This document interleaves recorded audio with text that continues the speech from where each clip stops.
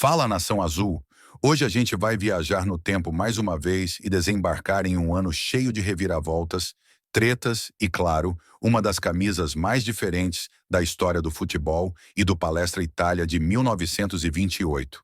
Se você curte camisas históricas e relíquias do futebol, já chega deixando o like, se inscrevendo no canal e ativando o sininho para não perder nenhum vídeo novo. Esse vídeo tá imperdível.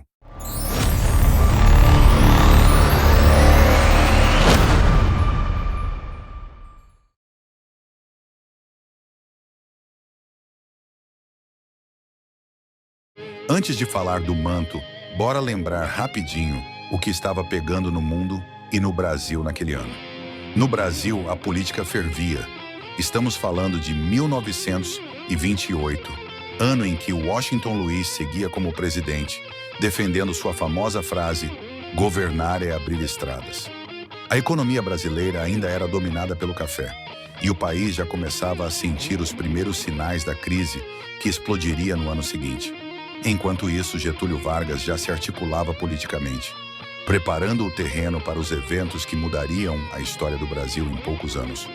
O cenário era de tensão, mas também de grandes movimentações políticas nos bastidores.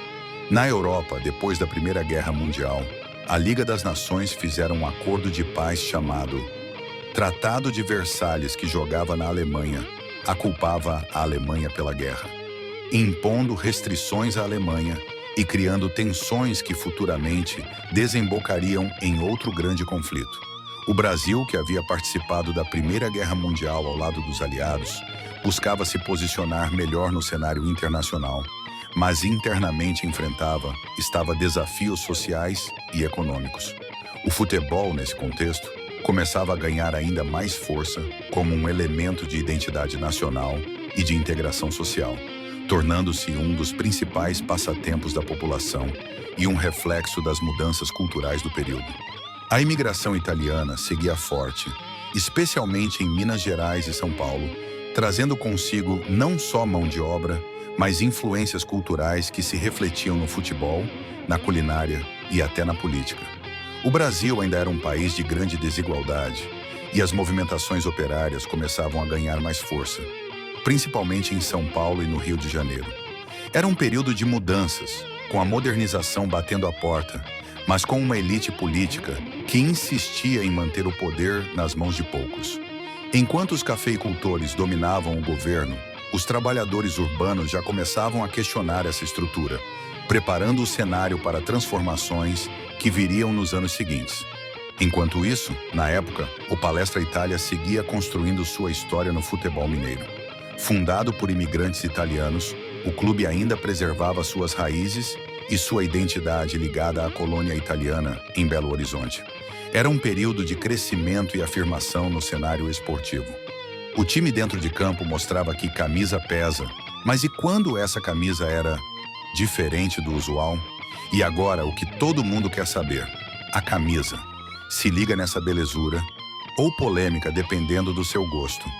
Era um uniforme clássico da época de 1928, carregado de influências italianas, mantendo a identidade do clube.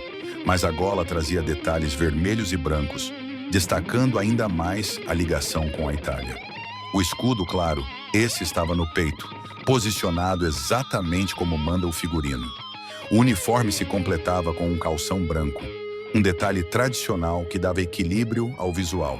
E para fechar com chave de ouro, os meiões tinham listras nas cores branca, verde e vermelha, reforçando ainda mais a homenagem às raízes italianas do clube. Era um uniforme que simbolizava muito mais do que um simples traje de jogo. Era um retrato da identidade do Palestra Itália naquele momento da história. Mas essa mudança radical não passou despercebida, hein? Teve torcedor que curtiu e compareceu em peso para ver as partidas. Essa camisa ajudou a consolidar a identidade visual do Palestra Itália, reforçando suas raízes italianas e influenciando futuros uniformes do clube. O design ousado e carregado de história acabou se tornando um símbolo de resistência e tradição para a torcida, deixando sua marca no legado do futebol mineiro. E aí, você também gostou? Se sim, comenta aqui embaixo qual detalhe mais te chamou a atenção nesse uniforme. Acha que essa ousadia foi um golaço ou um escorregão no gramado molhado? E aproveita para compartilhar esse vídeo com aquele amigo que ama a história do futebol.